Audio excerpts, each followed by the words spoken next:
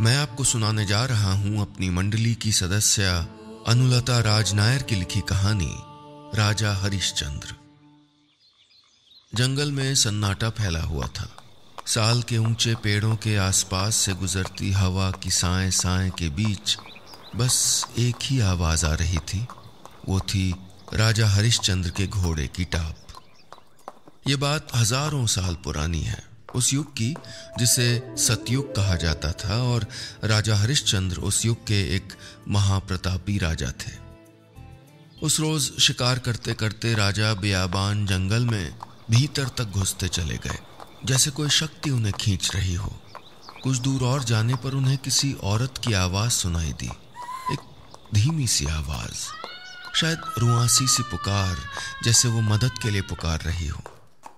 राजा ने आवाज की दिशा में अपना घोड़ा दौड़ा दिया।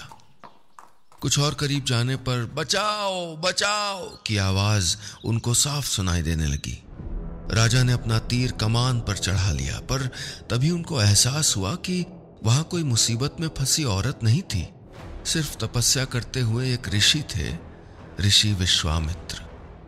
हरिश्चंद्र धर्म की राह पर चलने वाले राजा थे, जिन्होंने अपने जीवन में कभी झूठ नहीं बोला था। लेकिन इस पल न जाने क्या हुआ कि वो अपना संयम खो बैठे। उन्होंने तपस्या में बैठे विश्वामित्र को भला बुरा कहना शुरू कर दिया। ऐसा होता है कभी कभी, अच्छे से अच्छा इंसान भी किसी एक पल में कमजोर पड़ जाता है, पर तब उसे नहीं पता होता है कि एक कमजोर पल उसकी जिंदगी को किस कदर बदल सकता है। राजा हरिश्चंद्र के साथ भी यही हुआ। उनकी ऊंची आवाज और कड़वी बातों से ऋषि विश्वामित्र की तपस्या भंग हो गई। उनकी बरसों की साधना मिट्टी में मिल गई थी, और ऐन उसी वक्त राजा को होश आया कि उनसे कितनी बड़ी गलती हो गई है। उधर महर्षि का चेहरा क्रोध से तमतमा रहा था। उन्होंने गुस्से में सामने खड़े राजा हरिश्चंद्र को देखा और गरजते हुए बोले, राजन, तुम्हारी ये हिम्मत, ऐसी धृष्टता। हरिश्चंद्र राजा महर्षि के पैरों पर गिरकर माफी मांगने लगे। उन्होंने अपने सत्कर्मों की दुहाई दी, ये भी कहा कि जो हुआ वो उनके वश में नहीं था, मगर अब कोई फायदा नहीं था। उन्होंने विश्वामित्र की तपस्या भंग करने का घोर पाप किया था, और महर्षि किसी भी सूरत में उनको बिना सजा दिए छोड़ने वाले नहीं थे। राजा हरिश्चंद्र महर्षि विश्वामित्र के सामने सर झुकाए अपराधी की तरह खड़े थे। वो जानते थे कि उनको भूल का प्रायश्चित करना ही होगा। उनका धर्म, उनके आदर्श यही तो कहते थे। वो भरे हुए गले से बोले, मुझसे भूल हो गई महर्षि, मैं अपना संयम खो बैठा। मैं अपनी भूल का पश्चाताप करने को प्रस्तुत हूं। भूल नहीं राजन, अपराध। दंड तो भुगतना होगा आपको इस अपराध का। विश्वामित्र की तेज तर्रार आवाज गूंजी, और दंड ये था कि राजा हरिश्चंद्र अपना राजपाट, अपनी संपत्ति, सब कुछ उनके हवाले कर देंगे और इसी वक्त परिवार के साथ अपना राज्य छोड़ देंगे। राजपाट, धन दौलत, इनका हरिश्चंद्र को कोई मोह नहीं था, लेकिन अपनी प्रजा को छोड़कर चले जाने के ख्याल से ही उनका चेहरा पीला पड़ गया। उनकी प्रजा उन्हें एक पिता की तरह सम्मान देती थी, भगवान की तरह उन पर विश्वास रखती थी। लेकिन राजा हरिश्चंद्र इक्ष्वाकु वंशी थे। जिनके वंशज पुरुषोत्तम राम हुए हों, उन्हें धर्म के मार्ग से कौन डिगा सकता था। फिर वे तो सत्यवादी भी थे, और उनके अनुसार यही सच था कि उन्होंने महर्षि की तपस्या भंग की थी। इसलिए उन्होंने सर झुकाकर बिना किसी वाद विवाद के महर्षि की आज्ञा मान ली और अपनी पत्नी तारामती और बेटे रोहिताश्व को लेकर काशी की ओर चल पड़े। वो नगरी जो साधुओं सन्यासियों की शरण स्थली थी, जहां गंगा का पानी सारे पाप धो डालता था। वो अपनी पत्नी और बेटे के उदास चेहरे देख रहे थे। रेशमी साड़ी और गहनों से लदी तारामती के तन को सफेद कपड़े में लिपटा देखकर उनका मन रो पड़ा, लेकिन उनके कदम नहीं रुके। मासूम बेटे के धूप में लाल होते गाल और कोमल तलुओं के नीचे चुभते कंकड़ उनको धर्म से नहीं डिगा पाए। काश वो जानते कि उनके साथ जो हो रहा है ये सिर्फ भाग्य का चक्र नहीं है। इसके पीछे ऋषि विश्वामित्र और उस वक्त के बहुत बड़े महर्षि वशिष्ठ के बीच की प्रतिस्पर्धा छुपी हुई थी। इक्ष्वाकु वंश के गुरु यानी महर्षि वशिष्ठ जाने माने ऋषि थे, लेकिन विश्वामित्र उन्हें खुद से कम आंकते थे। उन्हें लगता था कि वशिष्ठ का मान सिर्फ इसलिए है क्योंकि वो एक राजसी परिवार से जुड़े हुए हैं। खैर, ऐसे ही एक दिन ऋषि मुनियों की सभा में महर्षि वशिष्ठ ने अपने शिष्य राजा हरिश्चंद्र की तारीफ कर दी। यहां तक कि उन्होंने हरिश्चंद्र की तुलना देवताओं से कर दी। विश्वामित्र इसी बात पर तुनक गए। यह आपका अभिमान है महर्षि। हरिश्चंद्र तो क्या, पृथ्वी का कोई भी मनुष्य देवताओं की बराबरी नहीं कर सकता। मैं एक दिन इस बात को प्रमाणित करके दिखाऊंगा। विश्वामित्र कई महीनों से वशिष्ठ के दावों को गलत साबित करने की कोशिश में थे और आज राजा हरिश्चंद्र की जरा सी गलती ने उन्हें यह मौका दे दिया था। स्वर्गलोक में देवी देवताओं, मुनियों, महर्षियों के बीच बैठे गुरु वशिष्ठ मुस्कुरा उठे। वे जानते थे कि विश्वामित्र ने हरिश्चंद्र की कठिन परीक्षा ली थी, लेकिन उन्हें अपने शिष्य पर पूरा यकीन था। दो ऋषियों के बीच की लड़ाई से अनजान राजा हरिश्चंद्र काशी की ओर बढ़ रहे थे। तीनों अभी कुछ दूर ही चले होंगे कि अचानक महर्षि विश्वामित्र फिर उनके सामने रास्ता रोके खड़े थे और उनका चेहरा बता रहा था कि सिर्फ राजपाट लेकर उनको चैन नहीं मिला था, उन्हें राजा हरिश्चंद्र की और परीक्षा लेनी थी। राजा हरिश्चंद्र अपने शहर की सीमा लांघ चुके थे। सीमा के इस पार पूरा शहर आंखों में आंसू लिए उनको विदा कह रहा था और सीमा के उस पार आंखों में अंगारे लिए महर्षि विश्वामित्र उनको एकटक घूर रहे थे। राजा ने उनके सामने अपना सर झुका दिया। महर्षि ने अपनी भवें चढ़ाई, माथे पर बल डाले और बोले, हरिश्चंद्र, दान तो तुमने दे दिया, मगर मेरी दक्षिणा, उसका क्या? क्या तुम एक ब्राह्मण को दक्षिणा से वंचित रख के पाप का भागी बनना चाहते हो? हरिश्चंद्र बहुत संयमित स्वर में बोले, महर्षि, आप राजकोष से जितना धन चाहे ले सकते हैं। महर्षि भड़क गए। राजकोष? उस पर तुम्हारा क्या अधिकार? मत भूलो कि पूरा राज्य और संपत्ति तुम मुझको दान कर चुके हो। राजकोष तो मेरा है, तुम क्या मेरी ही चीज मुझको दान करोगे? हरिश्चंद्र को अपनी भूल का एहसास हुआ। बोले, क्षमा करें ऋषि, बस मुझे थोड़ा सा समय दें जिससे मैं आपके लिए दक्षिणा का प्रबंध कर सकूं। महर्षि थोड़ा नरम पड़े और बोले, ठीक है, और वापस राज्य की ओर चले गए। पूरे 1 महीने लगातार कई कोस चलने के बाद हरिश्चंद्र परिवार के साथ काशी पहुंचे। वे थक चुके थे। पत्नी और बेटा भी अब एक और कदम भी चल पाने की हालत में नहीं थे। हरिश्चंद्र कुछ खाने पीने का जुगाड़ करने का सोचने लगे।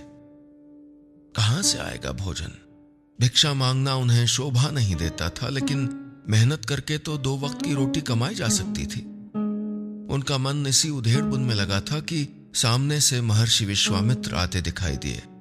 वे करीब आकर हाथ बढ़ाते हुए बोले, हाँ, तो हुआ मेरी दक्षिणा का इंतजाम? हरिश्चंद्र गंभीर स्वर में बोले, हो जाएगा इंतजाम, लेकिन आपने 1 माह की मोहलत दी थी महात्मन, और अभी 1 दिन बाकी है। विश्वामित्र ने ढलते सूर्य की तरफ एक निगाह डाली और बोले, कल इसी वक्त फिर आऊंगा। सूर्यास्त से पहले दक्षिणा तैयार रहे, वरना तुम और तुम्हारे परिवार को मेरे श्राप से कोई नहीं बचा पाएगा। हरिश्चंद्र सोच में डूब गए। उन्हें न किसी श्राप का भय था, न मुश्किलों की परवाह, न ही किसी कष्ट की उनको चिंता थी। वे तो बस अपनी पत्नी और बेटे की भूख, उनकी पीड़ा देख नहीं पा रहे थे। पति की बेचैनी तारामती से नहीं देखी गई। वो बोली, हमारे पास अब कोई रास्ता नहीं है। आप मुझको किसी व्यापारी को बेच दें, मैं उसकी मजदूरी कर लिया करूंगी। हरिश्चंद्र को लगा जैसे किसी ने उनके सीने पर वार किया हो। क्या तारामती की सलाह मानने के अलावा उनके सामने कोई रास्ता नहीं था? ये क्या अनर्थ हो रहा था? कहां का न्याय था ये? उस युग के सबसे न्यायशील सत्यवादी राजा हरिश्चंद्र, जिन्होंने सदा धर्म का पालन किया, आज वो एक ऐसे दोराहे पर आकर खड़े हो गए थे। ऋषि विश्वामित्र के अपराधी थे वो, इसलिए कहीं काम भी नहीं मिल रहा था। जो ऋषि एक राजा का राजपाट ले सकते थे, उनसे कोई कैसे दुश्मनी मोल ले लेता? हरिश्चंद्र आंखें बंद किए गंगा किनारे ध्यान मग्न हो गए, लेकिन मन तो विचलित था। बंद आंखों के सामने भी महर्षि विश्वामित्र का क्रोधित चेहरा दिखाई पड़ रहा था। अगर विश्वामित्र को दान नहीं दे पाए तो इक्ष्वाकु वंश की इज्जत हमेशा के लिए खत्म हो जाएगी। बेचैन होकर हरिश्चंद्र ने आंखें खोल ली। सामने तारामती और बेटे की मुरझाई सूरत नजर आई। तारामती रुंधे गले से कह रही थी, अपने वचन की रक्षा करने के लिए आपके पास दूसरा कोई रास्ता नहीं है स्वामी। हरिश्चंद्र ने तारामती को अपने सीने से लगा लिया। ऐसा मत कहिए रानी, अग्नि को साक्षी मानकर आपको सुखी रखने का वचन भी मैंने ही दिया था। मेरा कर्तव्य आपकी तरफ भी उतना ही है जितना धर्म की ओर। मैं ऐसा नहीं कर सकता तारा, उन्होंने कहा। मां बाप को रोते देखकर नन्हा रोहिताश्व भी रोने लगा। नादान था, वक्त की मार को झेलने की ताकत उसमें नहीं थी। वो अपनी मां का पल्लू खींचने लगा। मां, मुझे दूध पीना है, प्यास लगी है। उसने पिताजी की बाहों को जकड़ लिया। पिताजी, भूख लगी है। हरिश्चंद्र और तारामती समझ गए कि अब सचमुच कोई राह नहीं। कुछ देर बाद हरिश्चंद्र ने चंद मोहरों के एवज में अपनी प्रिय पत्नी तारामती को एक बुजुर्ग धनी व्यापारी के सुपुर्द कर दिया। तारामती ने अपनी उंगलियां हरिश्चंद्र की हथेलियों के बीच से छुड़ाई और व्यापारी के साथ चल दी।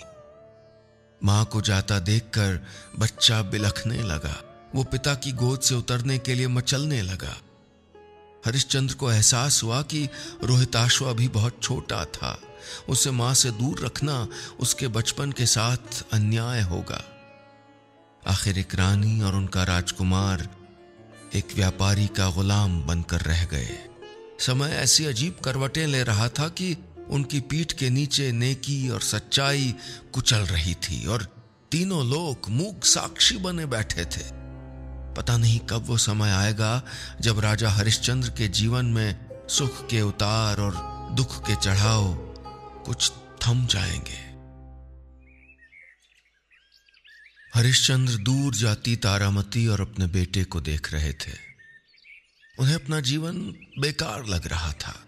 क्या अर्थ था उनके क्षत्रिय होने में जब वो अपने परिवार की ही रक्षा नहीं कर पा रहे थे? वे कर्तव्यों से टलने वाले पुरुष नहीं थे, मगर दुखों के पहाड़ को देखकर उन्हें संसार से विरक्ति हो आई थी। गंगा के पार गहरे नीले आसमान में सूरज ढल रहा था। ऐसा लग रहा था पानी में किसी ने केसरिया रंग घोल दिया हो, जैसे गंगा भी दुख में जोगन हो गई थी। हरिश्चंद्र सोच में डूबे हुए थे कि तभी किसी ने उनका कंधा थपथपाया। महर्षि विश्वामित्र अपनी दक्षिणा लेने खड़े थे। 30 दिन की मोहलत खत्म हो गई थी। हरिश्चंद्र ने अपना हाथ आगे किया और अभी अभी अपनी पत्नी के एवज में उस वृद्ध व्यापारी से मिली स्वर्ण मुद्राएं उनके हाथ में रख दी।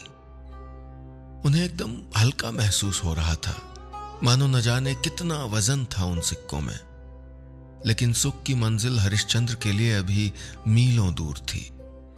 महर्षि ने उन सिक्कों को टटोला, परखा, नजरों से तौला, फिर बोले, बस इतना ही हरिश्चंद्र, ये मुझ जैसे सिद्ध साधु का अपमान है। इतनी कम मुद्राएं? हरिश्चंद्र हैरान रह गए, मगर उनमें न जाने कितना धैर्य था। वे महर्षि के आगे झुककर बोले, अब मेरे पास इस तन के सिवा और कुछ नहीं है, और वो भी मैं आपको समर्पित करता हूं।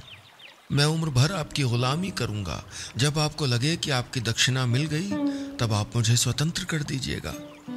विश्वामित्र ने कोई उत्तर नहीं दिया और पास गंगा घाट पर अंतिम क्रिया करते एक शख्स को बुलाया जो श्मशान पर चिता जलाने का काम करता था। हरिश्चंद्र उसको देखकर घबरा गए। उसकी आंखों के लाल डोरे और भावविहीन चेहरा देखकर उनकी रूह कांप गई। महर्षि ये कौन है और इसे आपने यहां क्यों बुलाया है? महर्षि बोले, मैं तुम्हें अपना बंधक स्वीकार करता हूं और तुमको इस चंडाल को बेच रहा हूं। हरिश्चंद्र की रगों में बहता खून मानो सूख गया, लेकिन वो वचनबद्ध थे, सत्यवादी थे, अपने कहे से कैसे मुकरते।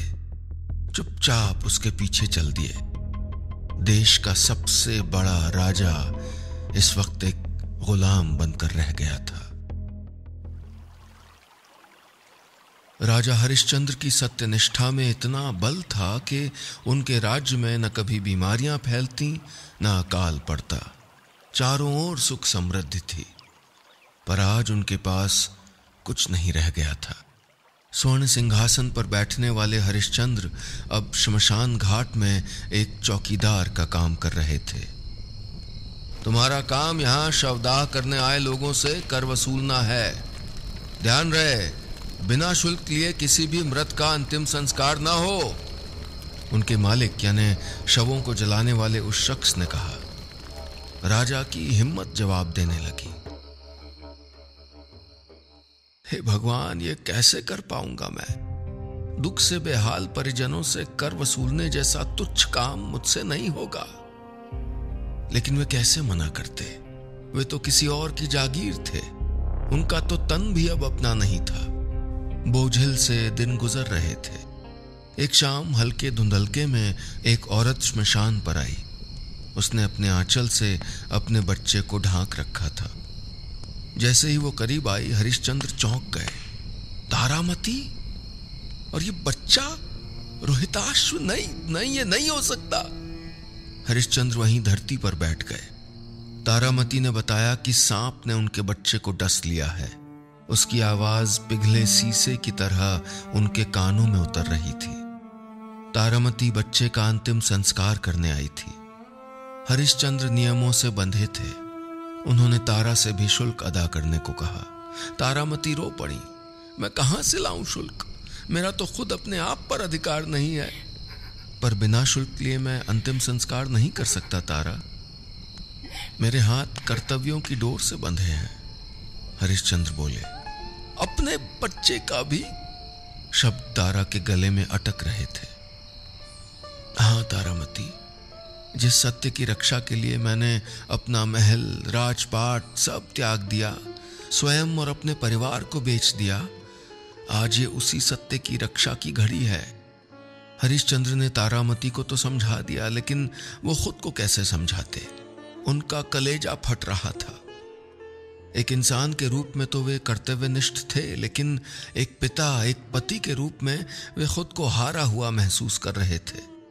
उन्होंने हिम्मत करके तारा से कहा, अच्छा तुम शुल्क के रूप में अपनी साड़ी का एक टुकड़ा ही दे दो। तारामती बिफर के बोली, आधी साड़ी से बेटे का कफन बनाने के बाद तन ढांकने भर का कपड़ा बचाए, उसे कैसे दे दूं? हरिश्चंद्र को लगा जैसे आसमान उनके सर पे आ गिरा हो। वे किसी तरह खुद को संभाल कर बोले, देवी, शुल्क तो आपको देना ही होगा। हरिश्चंद्र की बात सुनकर तारामती जड़ हो गईं। उन्होंने अविश्वास से हरिश्चंद्र की ओर देखा, लेकिन उनकी नजरों में कोई रियायत न देखकर अपनी साड़ी का बचा खुचा कपड़ा फाड़ने लगी। तभी अचानक श्मशान में रोशनी जल पड़ी। हरिश्चंद्र हैरान थे। उनके सामने साक्षात धर्मराज खड़े थे और उनके पीछे स्वर्गलोक के सभी देवी देवता और महर्षि विश्वामित्र भी। वो बोले, आप धन्य हैं राजन।